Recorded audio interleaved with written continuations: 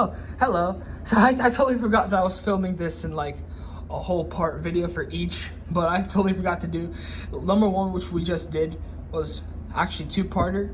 So we're actually gonna film the second part right now, which is a word problem, which says a spring has a natural length of 28 centimeters. If a 28 Newton force is required to keep it stretched to a length of 36 centimeters, how much work is required to stretch it from 28 to 32 centimeters? Round your answer to 2 decimal places. As you can tell, could be a 5-point question on an exam.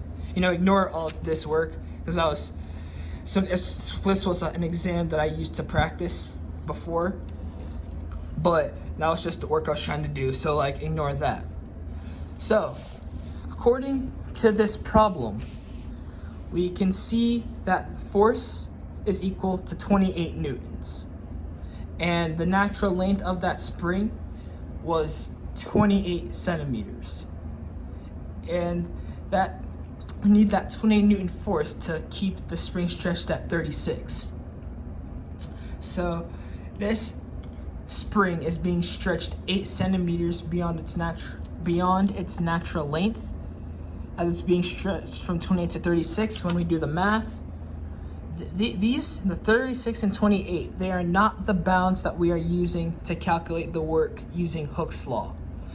We are using that to actually find K, which is the spring constant.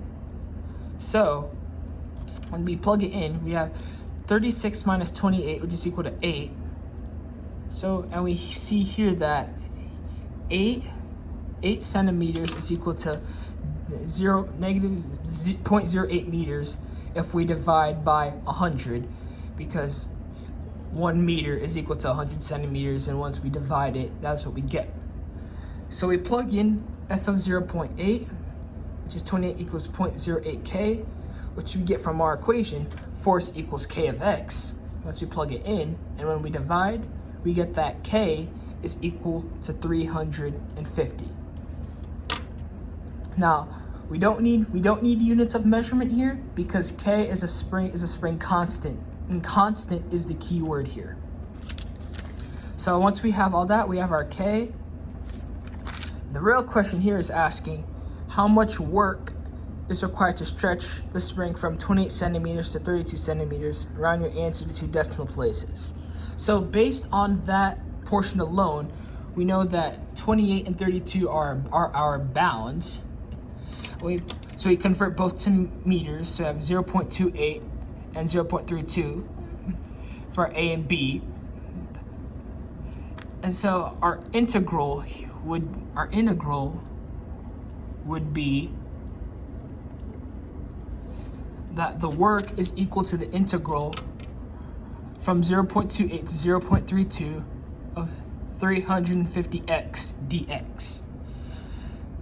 And then once we integrate that, we have 350 over 2 times x plus x to the second power through the power rule, where we add 1 to the power and divide by the new power, where we get 350 divided by 2, which is 175x squared.